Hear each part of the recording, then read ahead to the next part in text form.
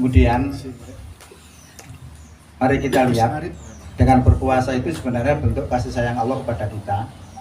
Karena kita digembleng, dididik, dikembalikan kepada jati diri kita sendiri yang disebut fitrah. Fitrah itu adalah sifat dasar. Sifat dasarnya manusia itu api. Misalnya kalau kita bandingkan dengan sifat dasarnya ulo, atau ulo itu sama cidik mesti dicakot. Itu sifat dasar.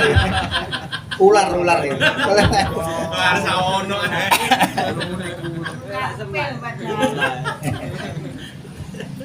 Ngarepnya kalau ini keburi tambah ya. Nah, bahwa kita itu fitrah, itu Allah sudah sebutkan dalam firman-Nya, Quran surat 30 ayat 30.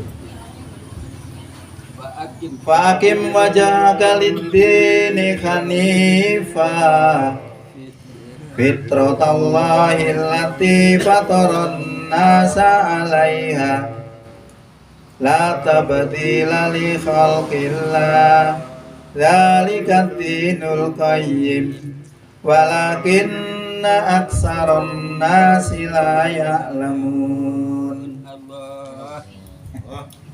Ngeten artinya. Faqim, hadapkanlah wajahaka, wajahmu. Nah, faqim wajahaka lid-dini, terhadap agama, hanifah, dalam keadaan lurus. Nah, cari bahar bunuh hanifah itu hal. Menerangkan kondisi. Artinya apa? Kita disuruh beragama itu dengan konsekuen. Karena agama kita lihat di sini agama ya gak kayak to. Maksudnya kita beragama itu dengan agama yang lurus. Lah agama yang lurus ini merupakan fitrah Allah. Fitratallahi allati fataran nasa 'alaiha. Itulah fitrah Allah yang Allah telah ciptakan manusia atas fitrah itu. Berarti manusia itu fitrahnya yaitu tadi makhluk yang beragama dengan agama yang lurus. Dzalikat dinul qayyim, itulah agama yang lurus. Walakinna aksarun nasi la ya'lamun, tetapi kebanyakan manusia itu tidak sadar, tidak mengetahui. Itu fitrahnya manusia, orang baik berarti. Nah itu Allah mengembalikan kita jadi orang baik. Maka orang berpuasa juga belum tentu berhasil. Karena Allah sudah katakan la'allakum tattaqun, agar kamu menjadi takwa. Rasulullah mengatakan berapa banyak orang berpuasa tidak mendapatkan apa-apa daripada puasanya itu kecuali lapar dan dahaga. Nah, di dalam perjalanannya manusia itu bisa berubah. Sehingga asal memang fitrah yang apik bisa jadi elek. Itu karena pergaulan, ya, karena prinsip di dalam dadanya ini kurang kuat. Nanti bisa hubungan nanti dengan zikir, ya. Itu bisa terjadi berubah. Sehingga asal sholat jadi gak sholat, bisa. Nah, kalau sudah terjadi seperti itu, maka Allah memberikan solusi munibina ilaihi, supaya kita kembali kepada sterilnya fitrah kita sebagai manusia tadi, disuruh bertaubat ilaihi, kepada Allah. Bertobat ya apa? Bertobat itu ya berhenti dari kesalahan, kembali kepada kebenaran. Nah, Allah sudah memberikan gambaran orang takwa itu bukan orang yang tidak pernah melakukan kesalahan, tetapi ketika orang takwa itu melakukan kesalahan, tanda-tandanya itu ada. Saya itu sering mendengar dari teman-teman itu melakukan kejahatan itu bangga. So, aku pernah gini, bangga dengan kesalahannya. Orang bertakwa tidak boleh begitu. Orang bertakwa itu bagaimana kalau melakukan kesalahan? Walladzina idza fa'alu fahisatan aw dzalamu anfusahum. Dan orang-orang yang apabila melakukan perbuatan fahisah, perbuatan yang keji, aw dzalamu anfusahum, atau berbuat dolim terhadap diri mereka sendiri, cirinya apa? Zakarullah, ingat kepada Allah, zikir kepada Allah, baik dengan lesan, hati maupun pikiran. Ini kunci. Ini kunci supaya kita bisa terhindar dari kejahatan. Contoh, kalau saya pernah mendapatkan materi dari Intel, ya. Intel itu munculnya kemaksiatan, kejahatan itu karena dua faktor. Faktor pertama adalah niat. Niat berbuat buruk. Faktor kedua, kesempatan. Kalau dua ini ada pada diri seseorang, maka akan terjadi kriminalitas. Ya, makanya kalau panjenengan ke toko, apa yang dilakukan? Sepeda dikunci, motor dikunci, lalu ada dikunci, menghilangkan kesempatan. Orang punya niat mau mencuri, tapi kesempatannya nggak jadi.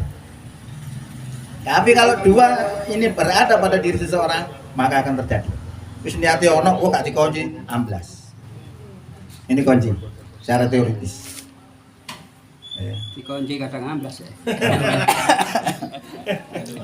Contoh kasus nyata adalah Nabi Yusuf sing ganteng dewi niku ya.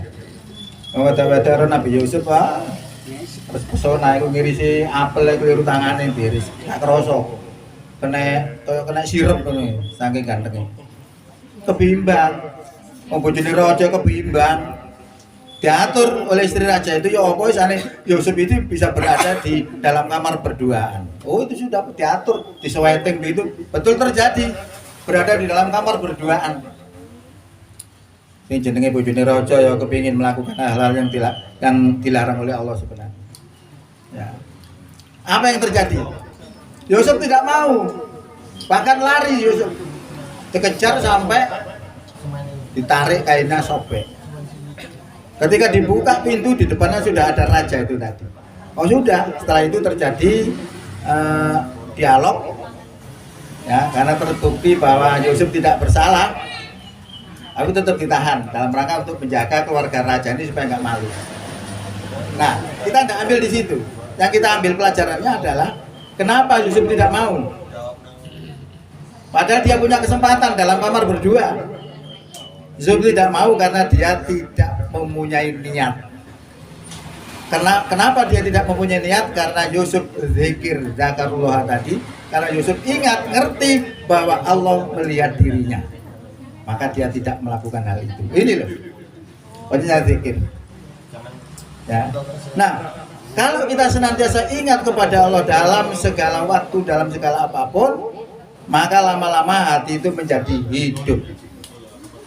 Kalau hati hidup, maka tidak mudah terkontaminasi oleh keadaan apapun. Oleh keadaan-keadaan yang negatif apapun tidak akan terkontaminasi. Jadi diibaratkan hati yang hidup itu seperti ikan di lautan, walaupun kecil berada di dalam lautan selama 50 tahun, 100 tahun katakan. Diterjang ombak dari kanan kiri atas bawah, tenggelam di dalam air asin. Selama ikan itu hidup, maka ikan itu rasanya tetap tawar. Asinnya tidak bisa masuk ke dalam tubuhnya. Karena apa? Ikannya hidup. Tapi kalau ikan itu mati tidak pakai 100 tahun. Sekarang mati kita masukkan air asin, langsung asin. Itu maknanya apa?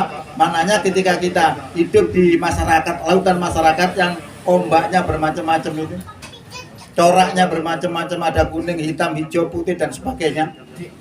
Karakternya masyarakatnya seperti itu. Kalau hati kita hidup tidak akan terkontaminasi.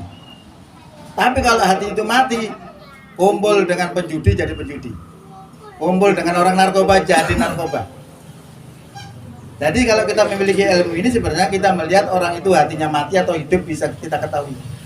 Kalau orang itu gampang terpedaya oleh lingkungan, becek dianggap wong apik tak melok-melok wong sing melakukan kejahatan itu menandakan hatinya mati. Tapi kalau hatinya hidup tidak akan terkontaminasi oleh godaan itu. Inilah makna daripada zikir, pentingnya zikir itu seperti itu. Bahkan hati itu kalau selalu zikir, hati itu menjadi bersinar, mengkilat. Seperti kaca ini kalau kita sering dilap tiap hari, mengkilat. Kalau ada sinar cahaya akan memantul. Hati itu sama.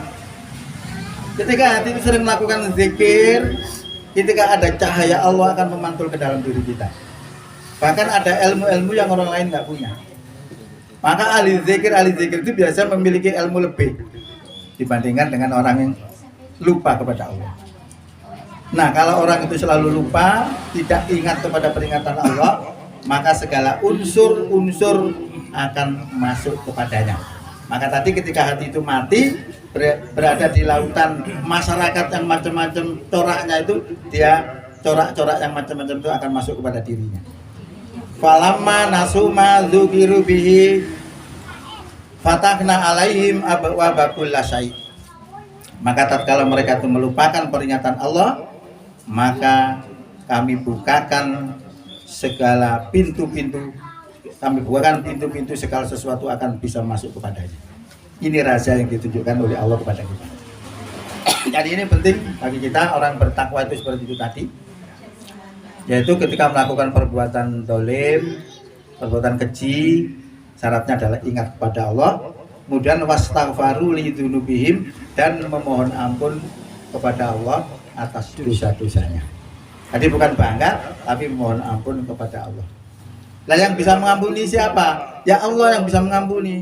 Wa may yaghfiru dzunuba illallah, dan siapakah yang bisa mengampuni dosa selain daripada Allah? Ya Allah itu sendiri.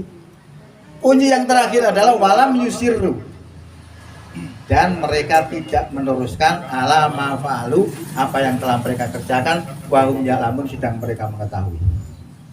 Nah, ini gambaran-gambaran bahwa mengatasi kontaminasi segala hal yang bisa masuk kepada kita itu sangat mungkin. Rujukan itu seperti tadi adalah berzikir kepada Allah. Kemudian selanjutnya dikatakan begini, muni bina ilahi wattaquhu, bertakwalah kepada Allah. Takwa tadi seperti itu tadi. Wa aqimus sholata, dan tegakkan sholat. Saya lihat dalam Quran itu tidak pernah perintah sholat itu kerjakan, tidak pernah. Mesti akim, tegakkan, akimu, tegakkan sholat. Kenapa ditegakkan? Karena kalau tegak mesti hidup. Nah kalau hidup mesti memiliki ruh. Maka ibadah itu yaitu lahir dan batin. Kalau batinnya, rohnya itu bukan lillah, maka tidak diterima sebagai amal ibadah.